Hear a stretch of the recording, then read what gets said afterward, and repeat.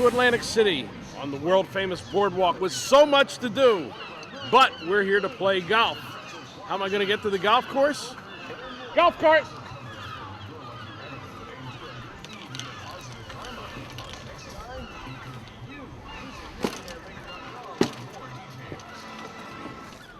We're headed to the famous Stephen K. Golf Trail.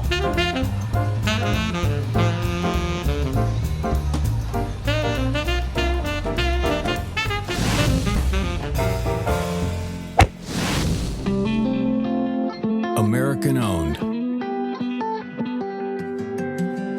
family operated,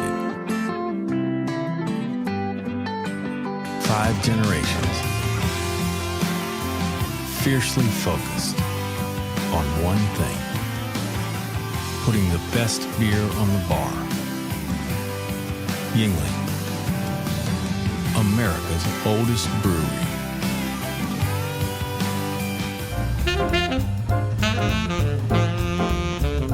Well, before we actually start out on the Stephen K. Golf Trail, I figured we'd better meet the man who developed it and find out a little bit how it came to be. Stephen K., golf course architect, welcome to the Traveling Tony, Golfer. Pleasure. And Stephen, some people are going to think when they watch this show that this was a design trail, that it didn't happen that way, it evolved. No, it didn't happen at all. It's just something we've sort of talked about the last few years. So, the Stephen K. Golf Trail, 4 courses, South Jersey, how are they all different? How are they different? The best way to describe that is to go in order of the courses and what we tried to do. Blue Heron Pines, the idea there was to do variations on holes from other golf courses, like Pine Valley, Pinehurst, and Bethpage Black, which I know is public, but a lot of golfers don't travel that far to go to those golf courses, so that the public who come down to Atlantic City, play Blue Heron, could play those holes. A little thrill. Harbor Pines was to do a little bit more of a parkland golf course, try to get a little bit of a feel of Augusta. Scotland Run, the site dictated the design being abandoned sand and gravel with the pits and cliffs that were left there. And then McCullough Emerald Links they also said we need a hook. Now, one of the things that we realized we couldn't do is not allowed to plant trees. An officially closed landfill, you're not allowed to plant trees because the roots could break into this barrier. There's a plastic barrier and the roots actually would be strong enough to break through it. So therefore, I knew I was going to have a link-style golf course. It was going to be up high, it was going to be very windy, which meant I was going to have to have wider fairways in order to handle the wind. Perfect. And so to have a little bit of a, quote, hook, we were going to do variations of holes from Scotland and Ireland. There is one theme I see that you use extremely well throughout the Stephen K. Golf Trail. And if you're in South Jersey, you might as well use it. You're here, and that's the sand. And you use it as an interesting feature at each of the courses. There's a lot of sand at the golf courses. Probably Scotland Run has the most. Harbor Pines, the idea of the 7th hole is a reverse of the famous 13th hole, heroic par 5 at Augusta National. But instead of it being a creek in front of the green, we did it with sand. And I try to trick the golfers by, it's grass down so you don't see the sand from your tee shot, and the first time you play it, you see a walking bridge. And we actually have a sloped walking bridge. So it's not a creek, it's a sand creek. It's a sand, sand I river? like that. A river of sand river, I never heard of Okay. that. I like that, Sand River. Cool. You know it after the second time you play it, but you don't know the first time. You actually think you might have hit into a water hazard. Now, the sand you use isn't always right up against the green.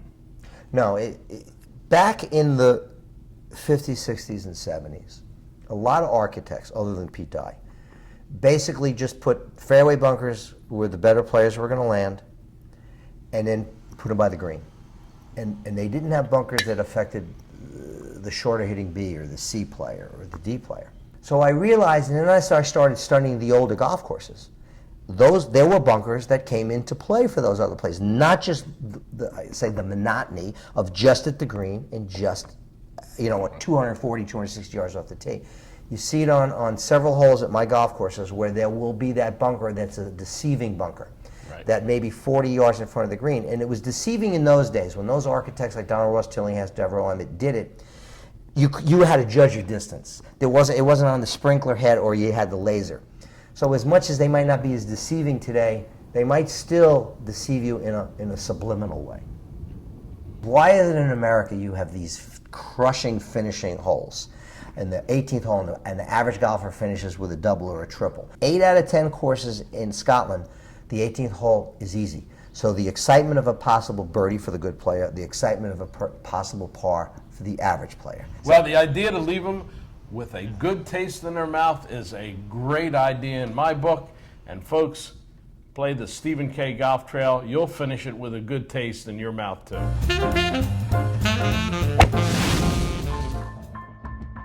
There can be only one number one. One outperforms. One outplays. The one shot. The one moment that separates one from the rest. That's when one redefines distance. That's how one earns number one. R1, the one driver played by more tour pros than any other. From TaylorMade, the number one driver in golf since 2001. An added feature to a golf trip in Atlantic City is there are so many choices of accommodations. All of the casinos have terrific hotels, but there are other choices like the Sheraton Atlantic City, right next to the outlets, right down the street from the boardwalk, and it has so much history. The history of Miss America is here.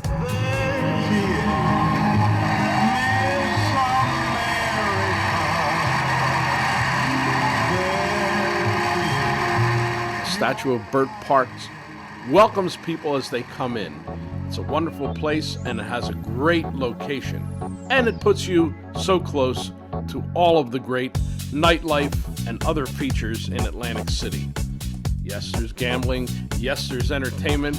Yes, there's the famous beach and the boardwalk. But there's also a great dining scene.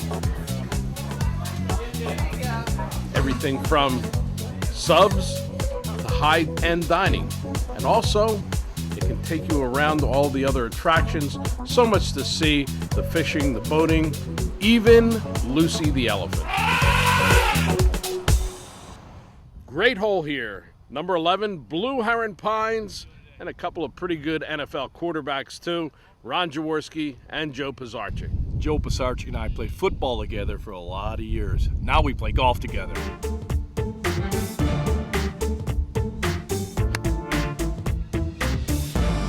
We're sitting on the patio at beautiful Blue Heron Pines, under the Yingling umbrella, looking out at a great golf course that has gotten greater since it was bought by this man right here, Ron Jaworski. June of 2012, new ownership, new look, new improvements, new attitude. Ron, welcome to the Traveling Golfer. It's great to be with you once again, Tony. You know, I love your passion for the game of golf. I love to play the game. I love the golf business. I love being around the people that we see here at Blue Heron Pine. So all is good. I was involved with this course from the very beginning when Stephen K. designed it, and have seen the evolution over the years, but I really like some of the changes and improvements you've made in only just a short amount of time. Tell me the thinking when you came in here. Well, when we purchased here in June of 2012, one of my first conversations was with Stephen K. You know, he designed this golf course, he built the golf course, and I really wanted to bring it back to its original state. And as you know, Tony, Golf World has ranked this golf course number 34 in the country of public golf course.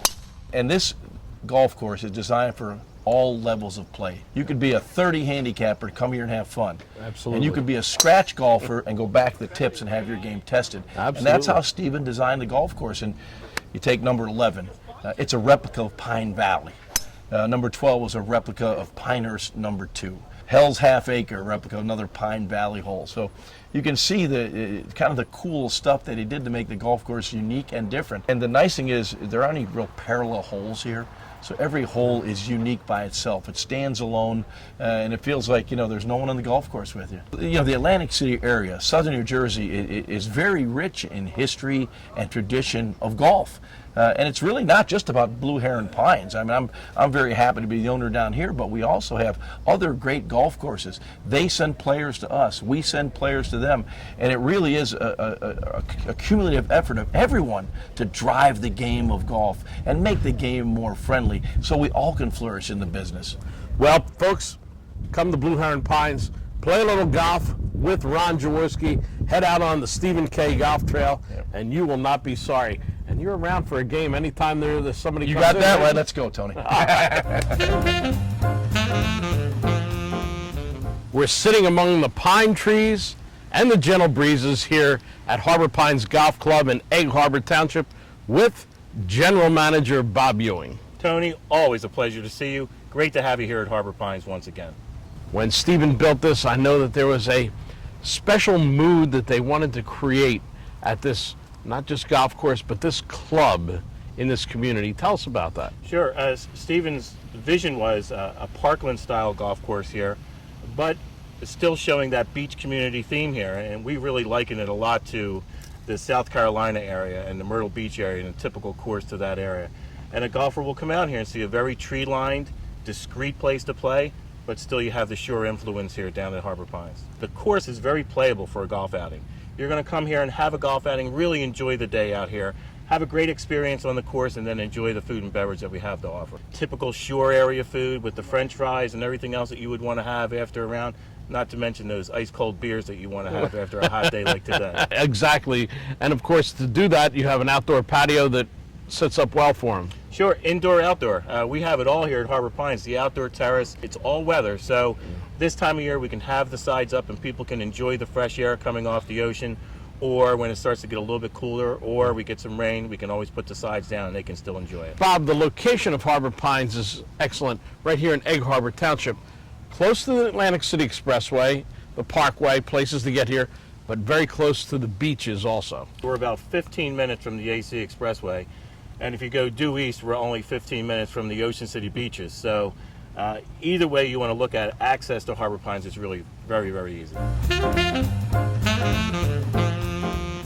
We're on the back patio at Scotland Run, another Stephen K. production with Nick Borrow, the head professional. Welcome to the Traveling Golfer. Thank you, Tony. And this is not a sunglasses commercial, folks. This is a brilliant sunshine day. That's right, we can use a little bit of help here. A brilliant sunshine day where the sun always shines at Scotland Run. We're about 40 minutes from the Jersey Shore, and Nick knows that well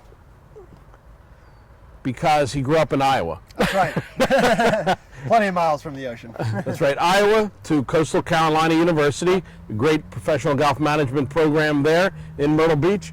And then you came up to Scotland Run 2006. Correct. And a Jersey boy he is now, we can't get rid of him. He doesn't want to leave. Stuck here forever. Yeah, really. Well, hey, a lot of people love the area outside of Philadelphia, and of course this puts you so close to the Jersey Shore, close to all the action in Philadelphia. Yes. And on a great golf course. Tell us a little bit about this particular course. Well, this course is very unusual in this area. There's two different flavors, as you could say, of the golf course. We have front nine that goes through more of the wooded area. It's very tree lined on the front nine, at least the first 7 holes on the front. Very demanding off the tee, not a lot of room to miss left or right off the tee. But if you do find the fairway, it can be very rewarding on your second shots into the green. They are protected well with some bunkering and some waste areas. But the front nine is mostly known as the wooded nine, and a little bit easier of the two nines because there's not as much water or waste areas that come into play. Yeah. The back nine, completely different feel. It goes through an old sand quarry that the property really sits on. So there's a lot of waste areas, not tree lined at all, but a lot of waste areas, a lot more water that comes into play. A little more open, if you will, off the tee because of the fact that there's no trees. But if you miss a fairway, you're in the middle of a sand pit. So at least you have a shot out of the sand compared to behind a tree. And if you ever get bored out there, I don't know why you'd get bored on such an interesting course, but there's a little bit of, well, eye candy to look at, let's say. Sure. Some adornments out there on the course. Tell us about some of them. Sure, some leftover equipment from the quarry. When we opened the property, we wanted to keep the theme of the sand quarry that was here, so we had left a few of the plows, and there is even one piece that doesn't fit quite with the quarry theme, and that is the airplane that is down on the 16th hole. Once you come off the course, this is one of the great experiences you can find at any daily fee course anywhere in the country. This clubhouse is really something, and your owner did a great job. The entire clubhouse encompasses about 28,000 square feet, so it's a large building. Upstairs is where you get a great view of the golf course, and that is our banquet room where we do a lot of weddings, parties, different types of events there. They have a 100-seat full-service restaurant with a bar area. It's gorgeous inside. And the pub is a lot of fun in there too. You got it's you know, a nice square bar where you can have a lot of interaction. The people across there. You got the big screens. Nick, best way to find out more about Scotland Run, the website? Absolutely, scotlandrun.com for sure. scotlandrun.com. You'll enjoy every single minute of it. Absolutely. This guy came here from Iowa and hasn't been able to leave. What a scene, what a backdrop. Right here at the deck on the back end of the clubhouse at Makalahs Emerald Golf Links, Egg Harbor Township. We've got General Manager Tom Sullivan with us.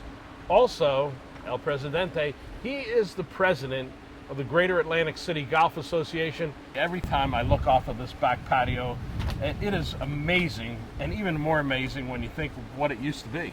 Exactly.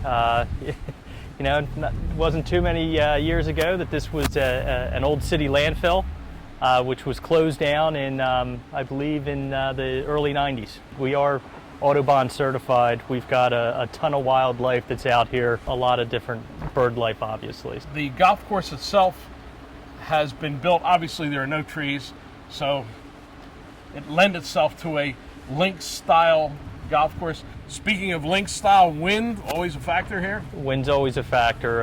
Makalahs plays 6,500 yards, and with the wind, it actually makes it more of a 7,000 yard golf course. So it's always a factor at Makalahs. You would mention that we don't have trees. We only have trees on our 14th hole, our 15th and 16th holes. All the other holes, it's the fescue that is really the hazard here. There's one particular hole that really comes to mind out there.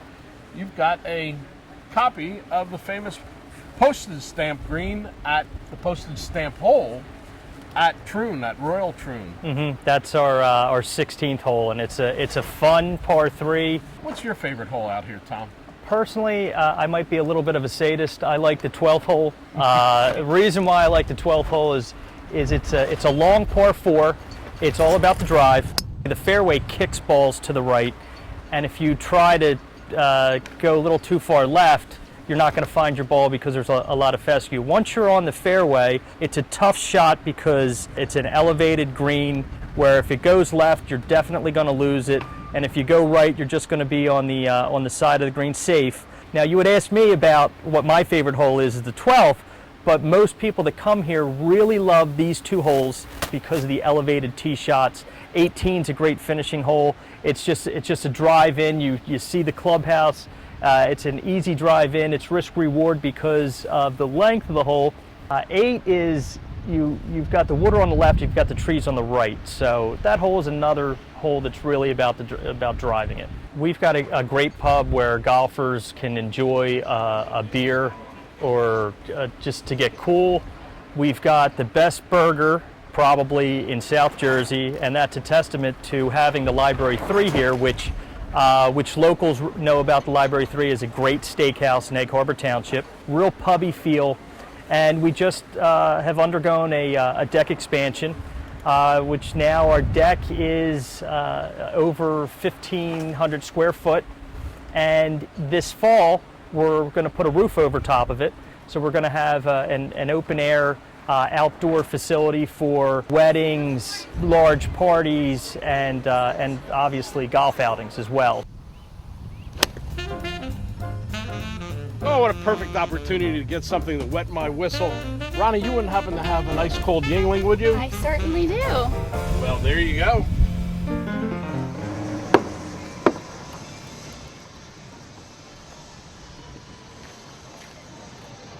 After playing golf all over the Atlantic City area, the one thing we now know, Atlantic City Golf is your best bet.